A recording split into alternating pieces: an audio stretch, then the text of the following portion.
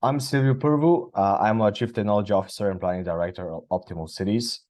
And this started with a vision we had back in 2014, where cities can be planned, made, and diagnosed in real time using fresh intelligence. Also aiming to make cities that can create net natural and social value and help people and nature coexist symbiotically. So when we're exploring what are the kind of solutions that can be applied, we we figured that there's a plethora, a cornucopia of solutions that can solve planetary issues. The problem is they're not well integrated.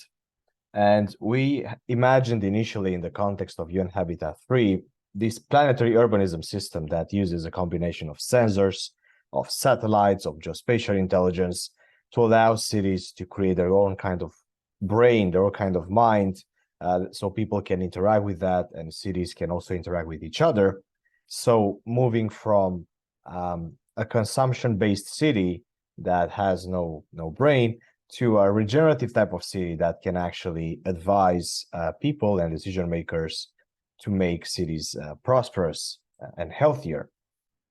The problem was, even if those technologies exist and they can be combined, the human decision factor is the ultimate barrier usually. The speed of decision, the quality of decision, and also elements that cannot be measured, such as human thoughts, those things had to be addressed. And in order to make better decisions, we needed better tools, better interfaces, and better ways to accommodate all that geointelligence for human mind. So right now, city making is quite slow and confusing. Having a lot of cognitive overload is often siloed between geographies and departments, and also is very unresponsive because some of the technical evidence base behind cities are already outdated by the time the plan is adopted. So in order to have cities that can actually integrate human and nature, we need cities that are fast and focused, planners that can be able to make decisions faster and of higher quality. Also being able to integrate multiple teams and multiple perspectives, making city making truly multidisciplinary. And not lastly, integrating the best data that is available from satellites, from sensors, from other measurements that can communicate easily what is happening in those cities and how and where they can be improved. So it all starts with the data. And I like to say, show me your data, I'll show you your future. And the reason for that is data is the fuel for technology. But before relying on tech, we need to ask ourselves, which humans' capabilities can be amplified to make better places? So when it's about human capabilities, in very general terms, we can think about observing, deciding, and doing. And technology can augment those capacities with multispectral data, with AI when it's about deciding, and also with robotics when it's about doing. Robotics, drones, and other elements that can help us accelerate the development of healthy cities. So our way to plan, observe, and navigate places evolved over time.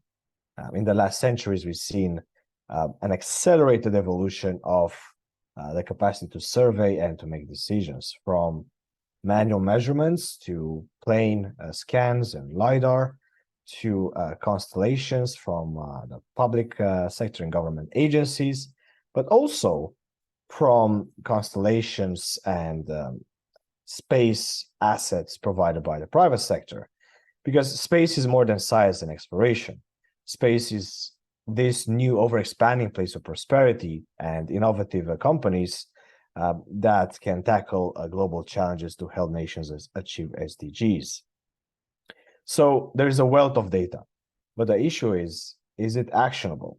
So we have data from satellites, from sensors, we have data from authorities and other trusted sources.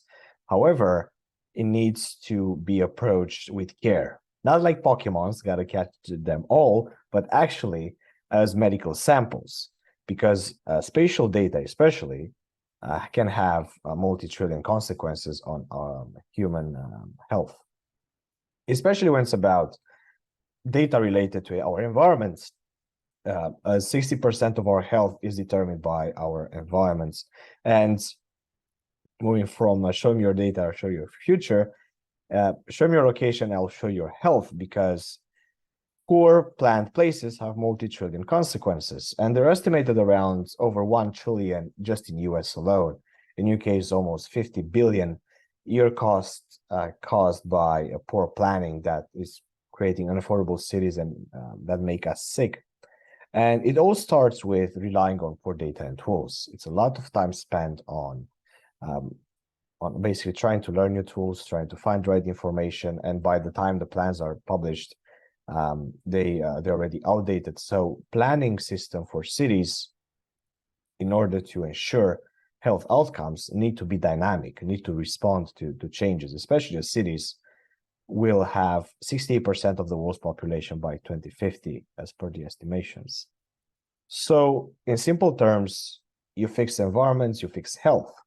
And this is one of the questions we explored last year, about where and how should public health be improved. So our main mission is actually making cities that heal, going beyond healthy cities, but actually creating the capacity for cities to create net value for health, to expand life expectancy, and also to integrate natural processes better. So one of the work we've done was taking a lot of parameters from public health information systems and also from satellites, and transforming that in a very simple and actionable platform that is not only for specialists, for medical professionals or planners, but also is for the general public. So if someone has a circulatory system issue or respiratory system issue, they can check what are the potential risk factors that were identified in that area. Even if there might be other thousands of risk factors, it's better to know what are the cumulative effects as detected from different sensors. And that is much better than navigating blindly, navigating the future blindly, and also navigating the risk assessment blindly. So this was important not only for people, but also for medical professionals, because they can see when they're consulting a patient, they can see if their condition is actually amplified or affected further by their environment. And for specialists, we had like specific views and specific ways in using AI and geospatial intelligence to see different patterns, to see how different facilities are accessed, and how, while accessing them, you can be exposed to different health risks. And this was applied around UK, and also now we are expanding in other areas. And it's going beyond public and private sector. They started to be used by local action groups that actually want to make improvements to that area, that actually want to take action in the face of climate patterns that are changing right now. Not only about monitoring, but also about seeing how cities evolved in the past. So we are contributors to the UK Urban Futures, supported by RSA and Lloyd's Banking Group for core cities. And one of the things we're looking at is how to quantify changes in land use, how the land use, the green infrastructure evolved in the last tens of years, because this is important to understand the evolution and access to social and natural assets, and for decision makers to prioritize areas and themes for improvement. And we applied this approach of simplifying the decision making by creating interfaces to prioritize flooding defenses using both artificial and natural designs, and also do scenario planning to understand what is the kind of critical infrastructure and population that can be affected. Now we're doing a project for Bhopal, about to commence end of this year, supported by Catalyst Foundation, to identify risk factors, prioritize intervention, and enable community-centric action. And especially in those regions, it's important to have those kind of use cases of use of satellite data and also sensor data and replicate those things at scale in multiple regions in India. And with the UK government, we recently finalized a project showing where and how we can decarbonize transport, either by improving walkability and cyclability conditions and the environmental conditions around those areas, but also placing eco-friendly mobility hubs and eco-friendly mobility charging points so the emissions can be reduced where walkability and cyclability is not an option.